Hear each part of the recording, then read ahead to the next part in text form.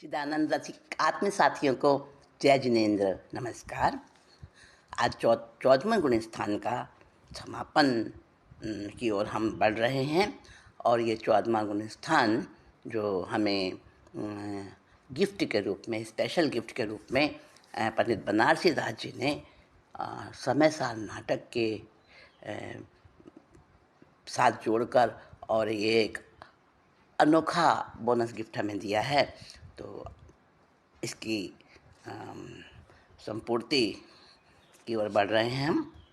13वें गुण स्थान का जो स्वरूप है आज उसकी बात करेंगे। 12वें गुण स्थान तक हम कल समझ चुके हैं।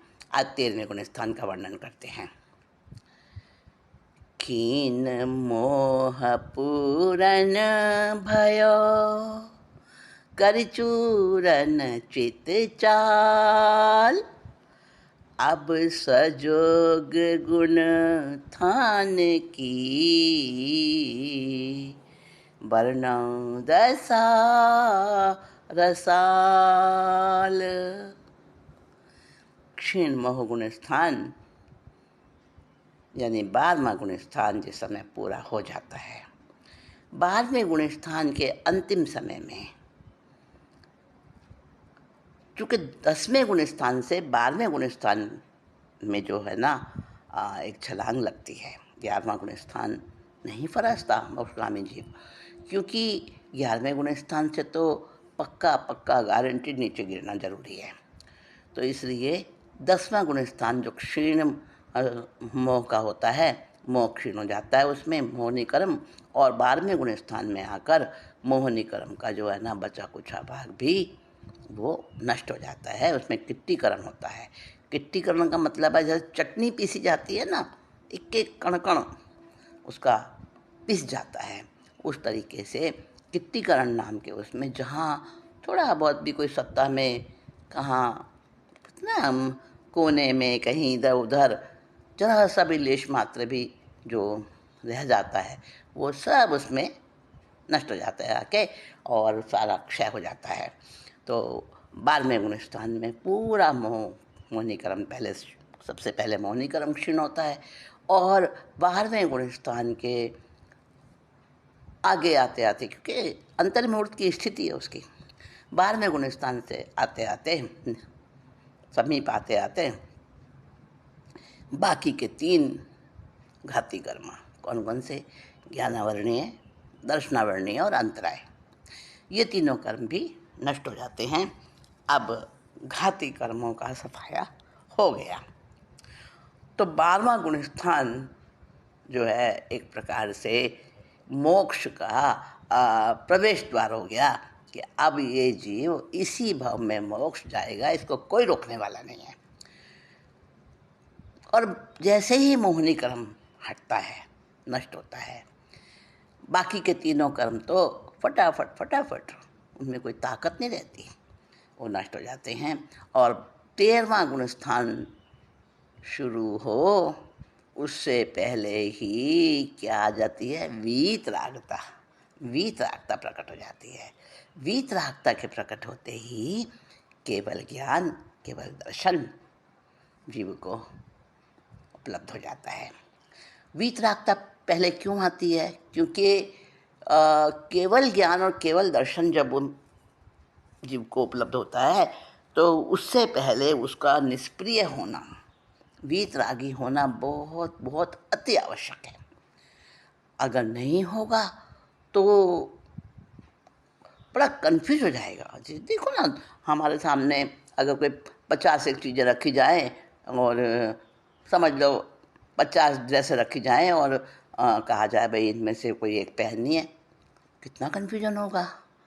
और इतनी सारी, मतलब सब पर्याय, हर भूत भविष्य वर्तमान काल की हर पदार्थ की सारी पर्याय उसको नजर आती हैं, उसके ज्ञान में झलकती हैं।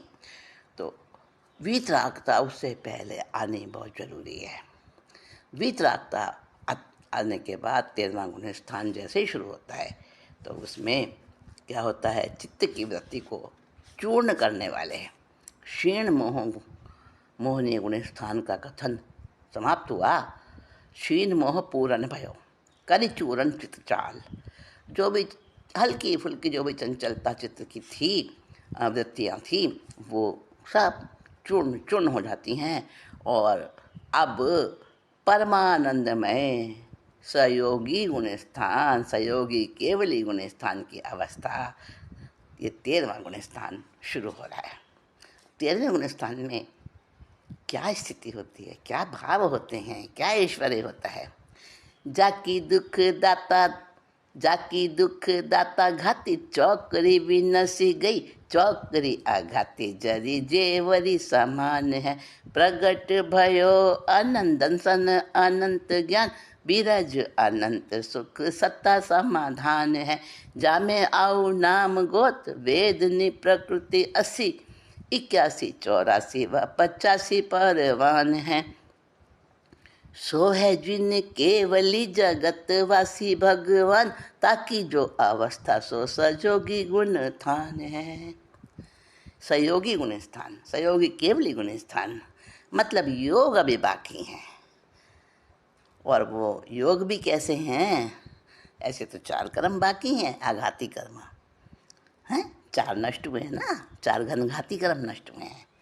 तो अभी 4 बाकी हैं। नष्ट हो गए कौन कौन से? ज्ञानावरणीय, दर्शनावरणीय, मोहनीय और अंतराय।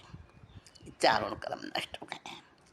अब 4 ये जो नष्ट हुए हैं ना, ये बड़े खतरनाक थे, क्योंकि आत्मा के अनंत ज्ञान, अनंत दर्शन, अनंत वीर्य और अनंत सुख का घात कर रहे थे। ये उनको उत्पन्न नहीं होने दे रहे थे, उनको प्रकट नहीं होने दे रहे थे।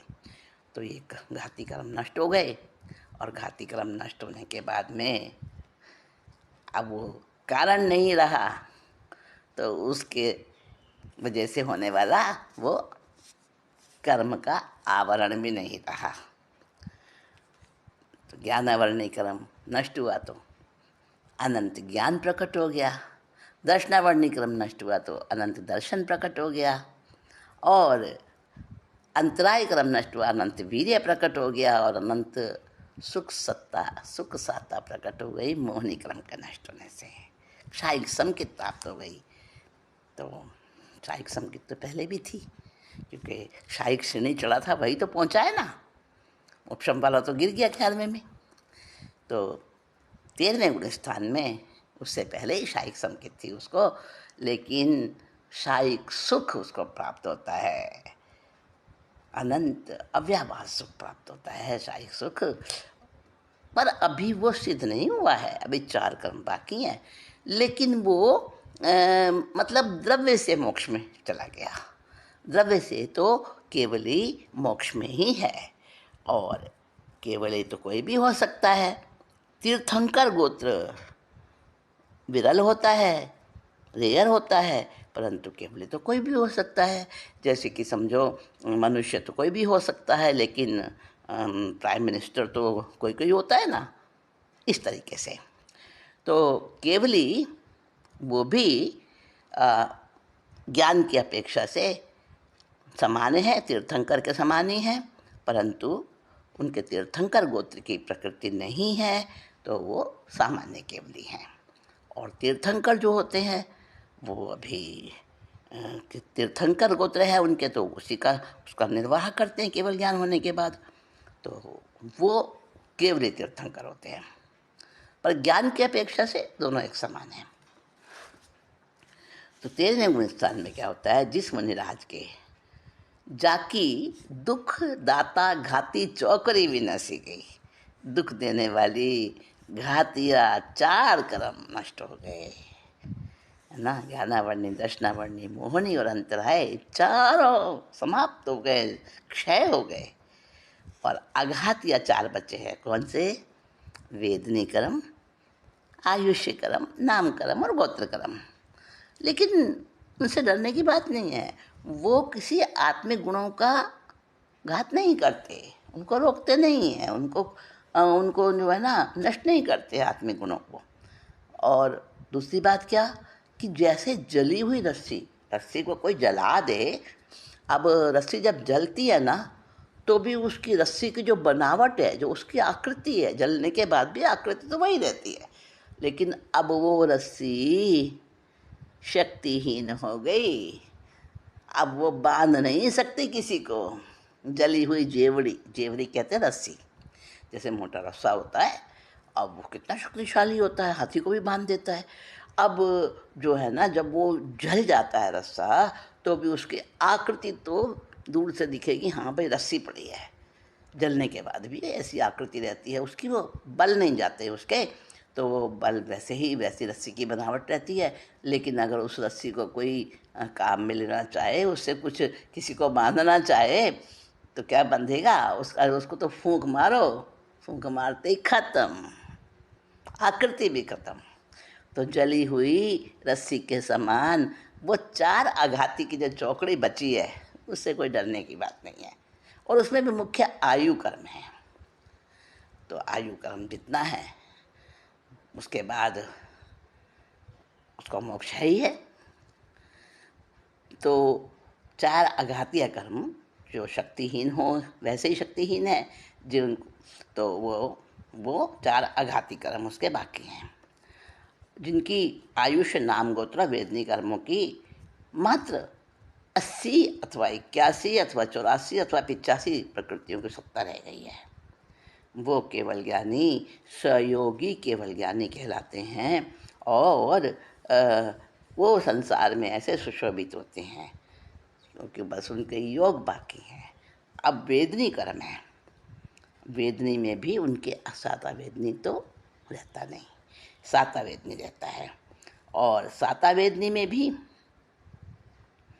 उनके बंध नहीं होता है ना, जो क्षण मात्र मतलब होता है, और 2 समय में तो कर्म बंधा और हाथों हाथी वो क्षय हो जाता है। तो ऐसी स्थिति बस योग नाम मात्र का रहता है उनके, तो उसको सहयोगी केवली गुण स्थान कहते हैं। अब सहयोगी केवली गुण स्थान में 85 प्रकृतियों की जो सत्ता कही है, वो सामान्य कथन है। किसी किसी को तो तीर्थंकर प्रकृति, आहारक शरीर, आहारक अंगोपांग, आहारक बंधन, आहारक संघातन, ये इसके सहित 85 प्रकृतियों की सत्ता रहती है। और किसी को तीर्थंकर प्रकृति का बंधन नहीं, सत्ता नहीं होती है, तो उसको 84 प्रकृतियाँ रहती हैं। और किसी को आहार चतुष्क भी नहीं होता, आहारक चतुष्क नहीं होता सत्ता में, तीर्थंकर प्रकृति रहती है, तो उसके 81 प्रकृतियाँ रहती हैं। और जिस किसी को तीर्थंकर प्रकृति और आहारक चतुष्क, ये 5 प्रकृतियाँ नहीं होती, इनका सत्ता नहीं होती, तो मात्र 80 प्रकृतियाँ रहती हैं। मतलब 80 या 81, 84 या 85, इतनी प्रकृतियों की सत्ता रहती है। और केवली सहयोगी केवली गुण स्थान के अंतिम समय में तो वो भी खत्म हो जाती हैं, तो केवल ज्ञानी बन जाता है। अब उस केवल ज्ञानी की कैसी तो उसकी मतलब ऐश्वर्य की स्थिति होती है, कैसी मुद्रा होती है, कितनी स्थिति होती है केवल ज्ञान गुण स्थान की, सहयोगी केवली गुण स्थान की, अब वो बता रहे हैं। जो अडोल पर जंक मुद्राधारी सर्वथा, अथवा सुकाउ सग मुद्दा थिर पाल है। खेत सपरस कर्म प्रकृति के उदय आय, बिना डग भरे अंतरिक्ष जाकी चाल है। जाकी थिति पूरब करोड़ 8 वर्ष घाटी, अंतर मुहूर जघन्य जग चाल है। सो है देव 18 दूषण रहित तक, बनारसी कहे मेरो बंधन न त्रिकाल है। कहते हैं वो सहयोगी केवली गुणस्थान 13वां, तो उसमें रह जो विराजमान है, तो विराजमान होते हैं उस गुणस्थान में। तो जो अडोल पर्यंक मुद्रा, पद्मासन मुद्रा में वो विराजते हैं, और कारुसर्ग में अथवा कारुसर्ग में खड़े हुए, जो सीधा खड़ा होने की जो एक मुद्रा होती है, उसको कहते हैं कारुसर्ग मुद्रा। कारुसर्ग मुद्रा धारण किए हुए होते हैं, या फिर पद्मासन, और अथवा सुकारुसर्ग मुद्रा त्रिपाल है, उसमें स्थित रहते हैं वो। खेत सपरस कर्म प्रकृति के उदय है, उनके क्षेत्र स्पर्श नामकर्म की प्रकृति के उदय से वो क्षेत्र स्पर्श नाम प्रकृति, तो उसके उदय से क्या होता है, बिना कदम रखे हुए ही अधर गमन करते हैं वो, मतलब धरती पर उनके पैर स्पर्श नहीं करते, अधर में चलते हैं, 4 अंगुल ऊपर चलते हैं धरती से। खेत से परस्कर्म प्रकृति के उदय बिना डग बरे अंतरिक्ष जाके चाल है, मतलब अधर में उनकी चाल रहती है। और जिनकी संसार की स्थिति 8 वर्ष कम 1 करोड़ पूर्व की है, और जगन्य स्थिति अंतर्मूर्त की है। वो ऐसे सर्वज्ञ देव बन जाते हैं, केवल ज्ञानी हो जाते हैं वो 13वें गुण स्थान वाले, तो वो 18 दोष रहित होते हैं। मतलब वो तो देह सहित मोक्ष में है, मोक्ष में तो शरीर रहेगा नहीं, लेकिन अभी वो सदेह मोक्ष में है। तो बनारसी दास जी कहते हैं, ऐसे उन महान महान सौभाग्यशाली पराक्रमशाली पौरुष के धारक उन मुनिराज को, 13वें गुण स्थान के धारक केवली प्रभु को मेरी बारंबार त्रिकाल वंदना है, त्रिकाल वंदना है। केवली भगवान के 18 दोष नहीं होते। अभी बात कही तो 18 दोष कौन से हैं? दूषण 18 रहित जो केवली संजोग, जन्म मरण जाके नहीं निद्रा भय रोग, नहीं निद्रा भय रोग सोग विष में न मोह मति, जरा खेद पर स्वेद नाही मद वैर विषय रति, चिंता नाही स्नेह नाही जहे प्यास न भूखन, थिर समाधि सुख सहित रहित 18 दूषण। 18 दोष कौन से नहीं होते उनमें? दूषण 18 रहित जो केवल संजोग, जिनको केवल ज्ञान का संयोग हो चुका है, प्रकट हो गया है केवल ज्ञान केवल दर्शन, और 18 दोष रहित हैं वो। कौन कौन से? जन्म मृत्यु निद्रा भय हैं, जन्म मरण जाके नहीं, नहीं निद्रा भय रोग, भय नहीं रोग नहीं। कितने हो गए? जन्म मृत्यु निद्रा भय, रोग 5 हो गए। फिर शोक, शोक भी नहीं है जिनको,